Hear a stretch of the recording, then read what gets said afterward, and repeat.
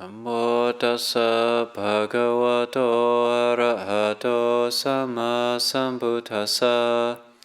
Namo tassa bhagavato arahato sama sambuddhassa. Namo tassa bhagavato arahato sama sambuddhassa. Buddhang dhammang sanghang namasami. It's November 23rd, 2019, Saturday Night Talk, Abhayagiri.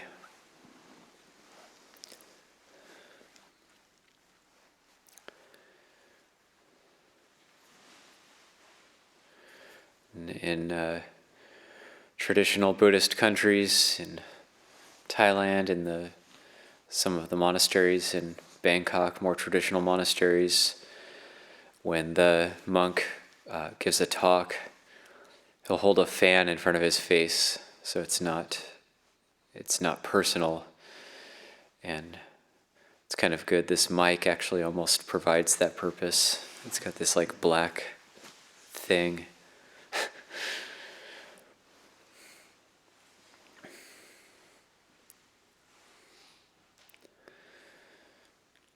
So a few of us went to the Chetty site today, and that's very nice. Got to go up there as a group, do some chanting and meditation, and we were there for an hour and a half or something.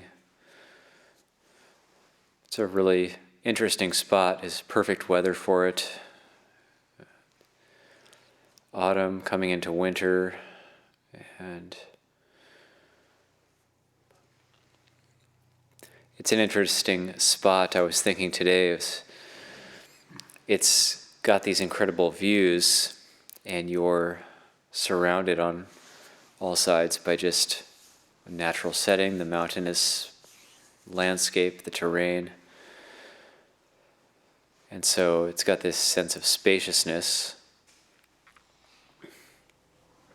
and a sense of view, but also a feeling of solitude. And the spot is very secluded, and you're sort of held in a secluded space. So it's got that interesting balance of qualities.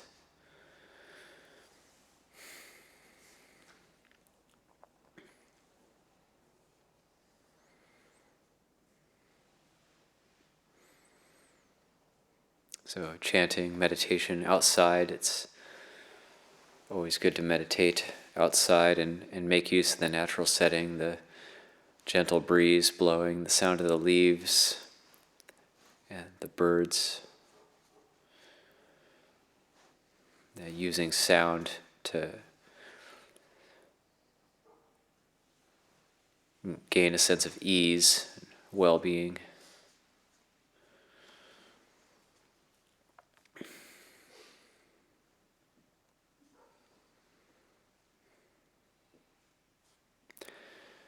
And why is it so difficult to be at ease?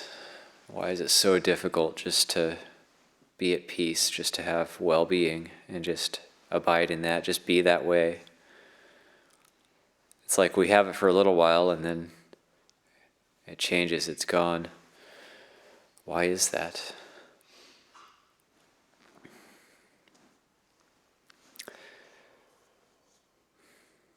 So this is the nature of change. And we can see it everywhere. It's communities changing. This is just the way things are. Things are not constant.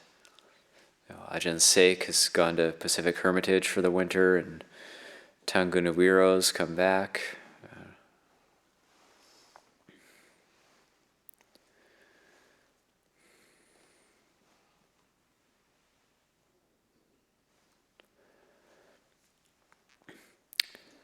And we all keep getting older. We had the meal today. We were hungry, then we had the meal, then we were full. And we get hungry again, and then we eat again, and then we get full again, and it just goes on and on. And this is what we call samsara. This is cyclic existence. And this sense of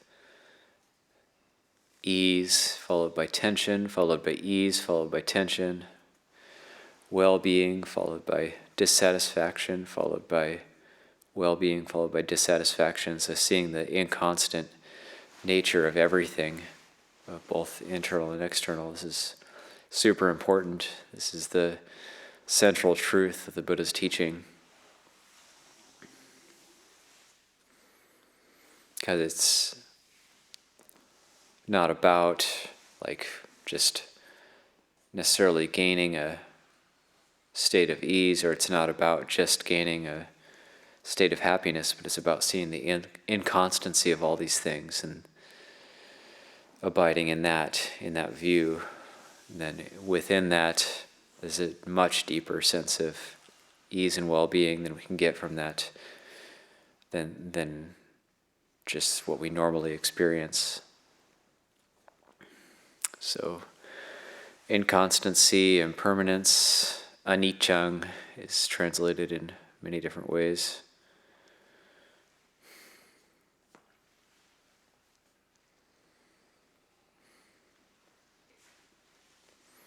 It's like we go through the day, we do things, then we get tired, then we have to sleep. But we can't keep sleeping. At a certain point we wake up. And we might be inclined to think, what if I could just sleep forever? Sleep as long as I want. And many of us perhaps have tried that, and it's very unpleasant. If you try to sleep 16 hours a day, then it's very unpleasant. So look for that, what's just right. What can we do to just have that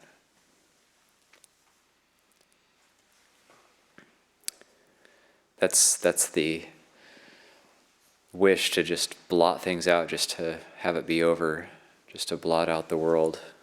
And that's part of the Four Noble Truths that we chanted this morning. That's Attakilamata nu yogo. That's the desire for annihilation.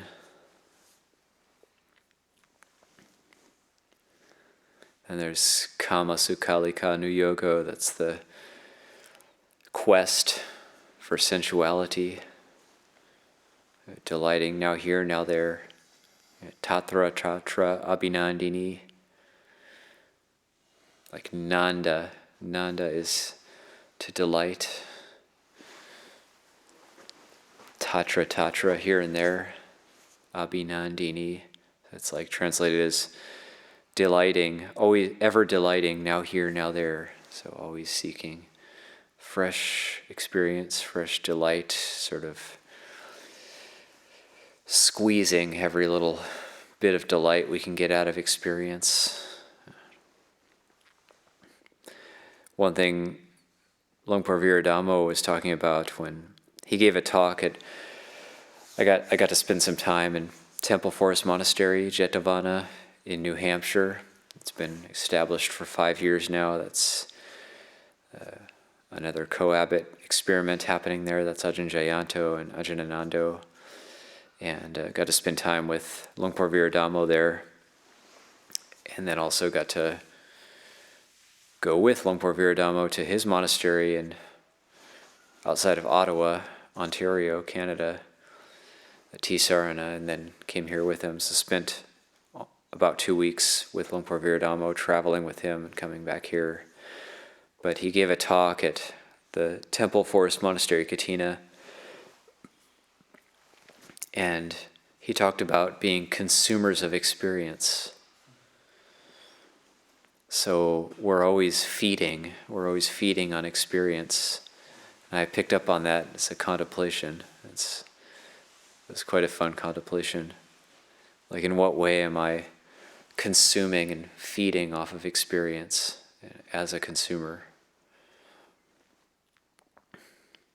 He was talking about, like, we go on vacation, like we're seeking these kind of new experiences. So we go on vacation. And just thinking like how strange that is actually, that we go on vacation.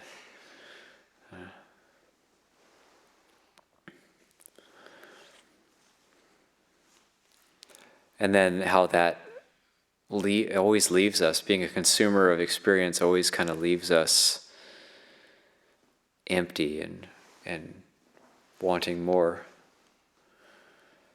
Whereas with Dhamma practice, we're not seeking to consume experiences, but we're seeking to give. So that's dana. That's why people get so happy when they give, is giving experience to others, creating an experience for somebody else. And in that there's joy, there's happiness. So that's dana, parami, that's the giving. That's why that's the foundation for Dhamma practice.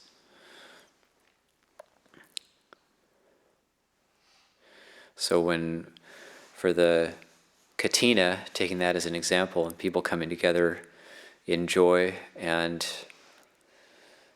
giving, everybody giving to each other. And that's a very pure form of happiness.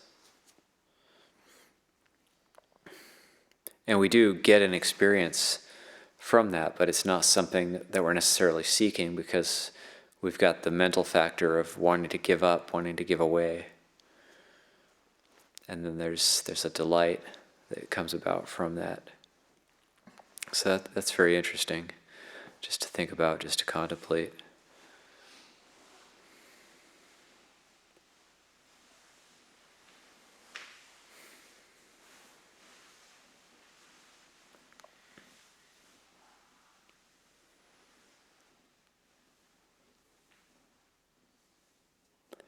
So why is it so hard to be happy? Why is it so hard to be at ease? It's because we don't give.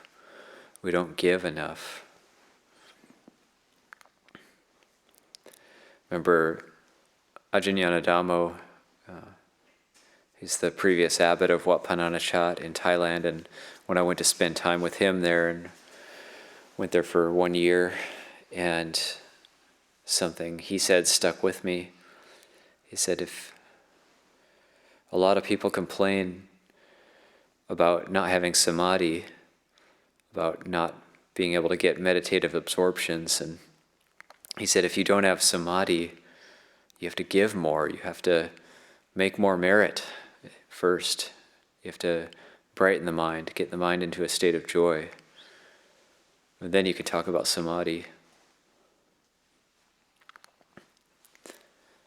Or Luang Por Pasano with his teaching that most people think that when I get my samadhi together, then I'll be happy, but in reality, the way it works is when I get my happiness together, then I can have samadhi. The happy mind is easily concentrated. So that's why the Buddha didn't belittle generosity and merit, good deeds. Merit in Buddhism, it's not used quite in the same way as like merit in English. Merit's perhaps not the best translation for punya.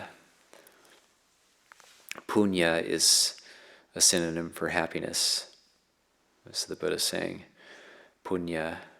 That's translated as merit in English. Merit usually means like a skill. You have like a certain skill set. So it's kind of, but I guess it does take skill to do that.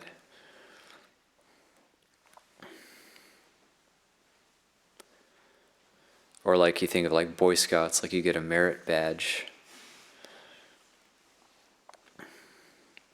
And Thai takes on Buddhist words from Pali, so they have the word boon, which is they'll tend to have that understanding that, and you can't really translate it into English, and English doesn't really have a word for it, yet it's something that's absolutely fundamental to our state of well-being and happiness. Punya, boon.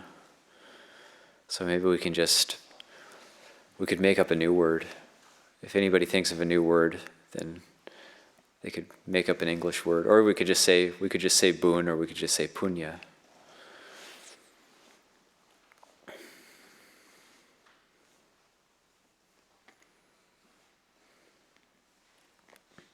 That sense of giving, offering.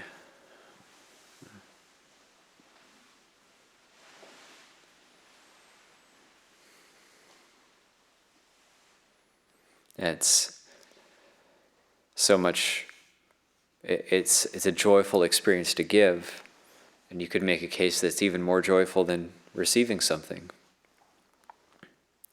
And that's the economy of generosity, when everybody gives each other everything.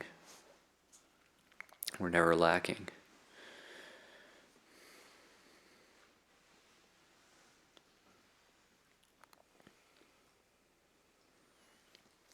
And then there's this quality of contentment, this santuti. In Thai we say sandot, and that's a really important quality. That, as in my conversations with Luang Por Viradamo while we were traveling, is kind of like, I think he was kind of asking, well,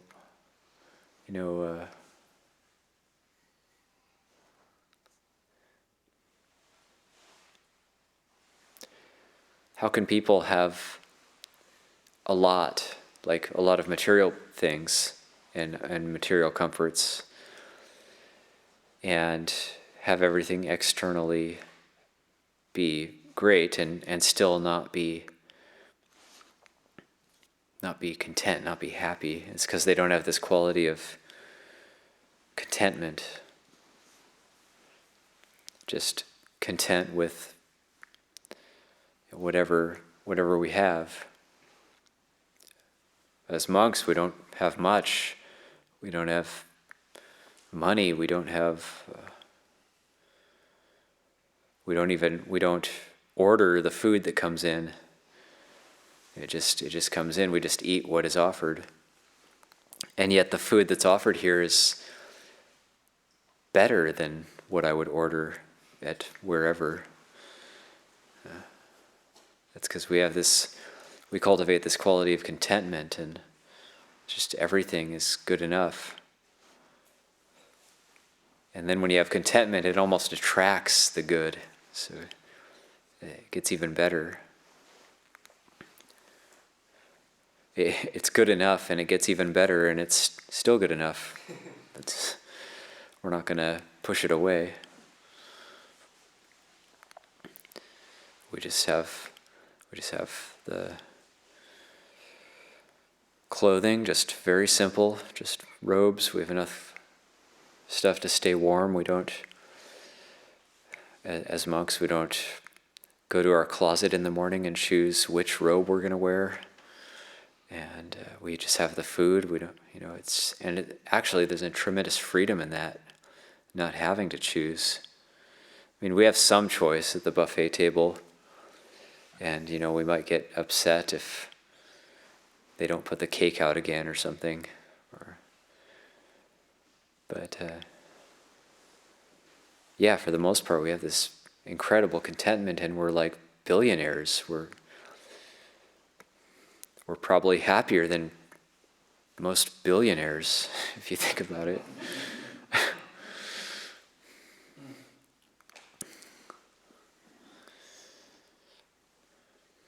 I mean, when I think about it now, just having been a monk for long enough, it's like, that seems like hell, actually, to have that much money.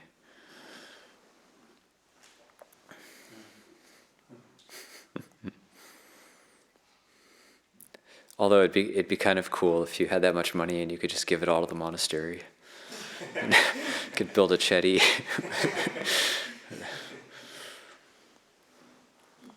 And then you could ordain. You could give it all to the monastery and then ordain.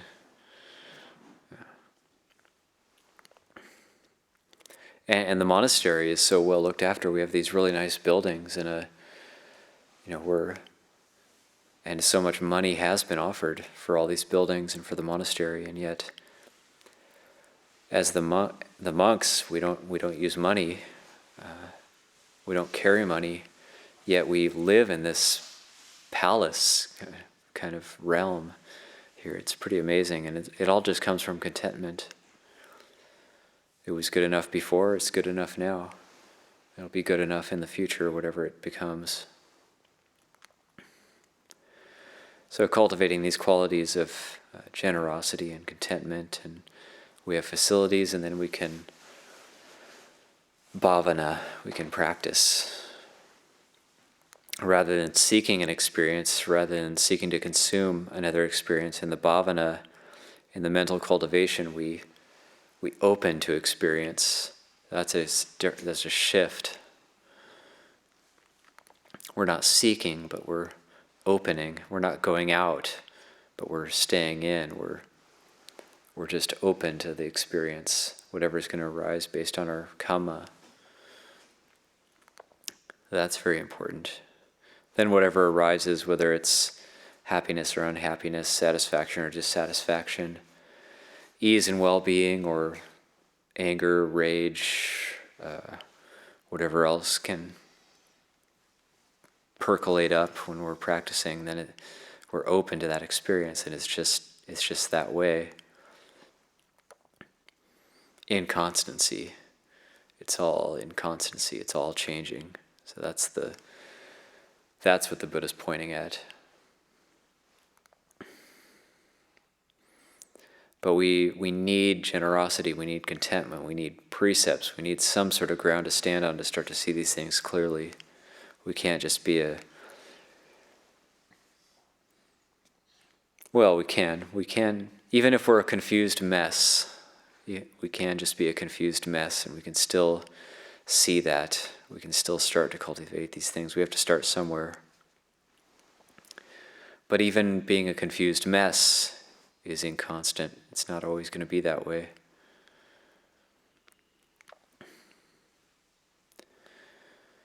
So it seems like a very ordinary realization or a very ordinary thought.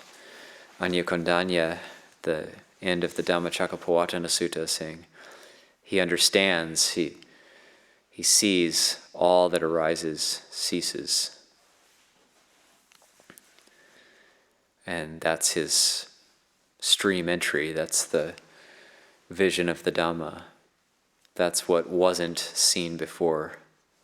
That was new. So that's the difference between a unenlightened and an enlightened being, is the seeing of inconstancy in that way. But why would that be? I mean, everybody knows things are impermanent. But it's that we don't really believe it. So it's like deep inside we don't really believe it. And when Anyakondanya says all dhammas arising, all dhammas ceasing, it's much more profound than just a thought of impermanence. It's more like seeing that arising and ceasing are one and the same. It's actually the same thing. So you could say, if you translate the Pali literally, it says all dhammas arising, ceasing. It's like all dhammas are both arising and ceasing. When something arises, it is the cessation of something else, and when something ceases, it is the arising of something else. This is the deeper meaning of anicca, and it's pointing to all these other truths in Buddhism: rebirth, samsara, the way it just goes on and on and on. This is all implied by that realization. And once the heart sees that clearly, then things drop away.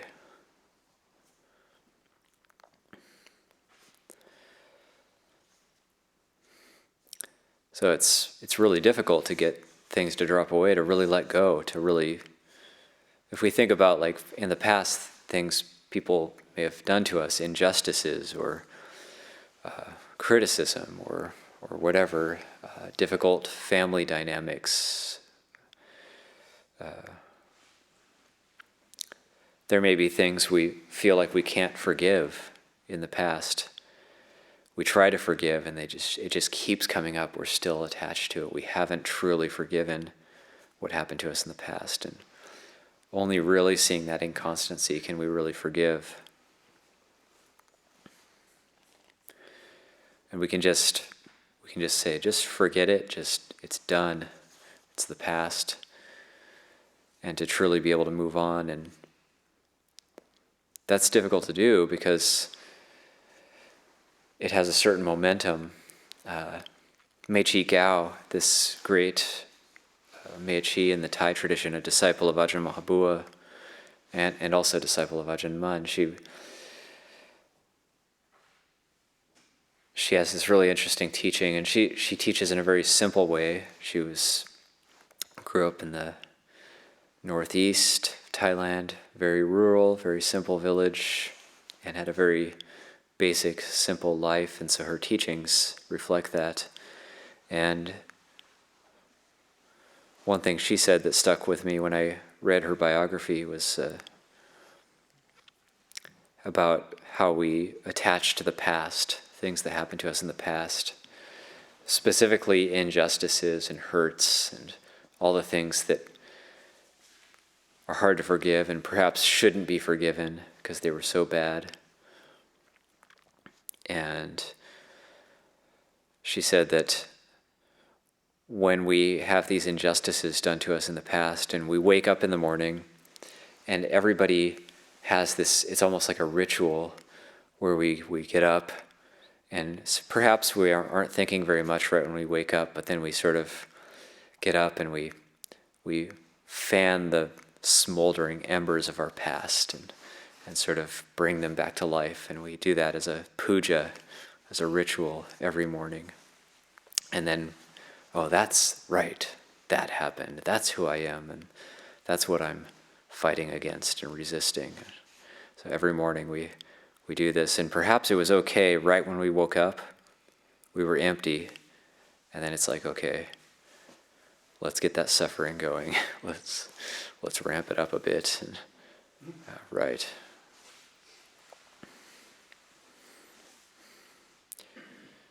So just seeing inconstancy, it's ordinary, but it's all important. And everything else, all the other practices are pointing at that. So that's just a few things I've been reflecting on lately, so I'll leave that for reflection this evening. Handmayang Tamakataya Sadhukarang Dadama Se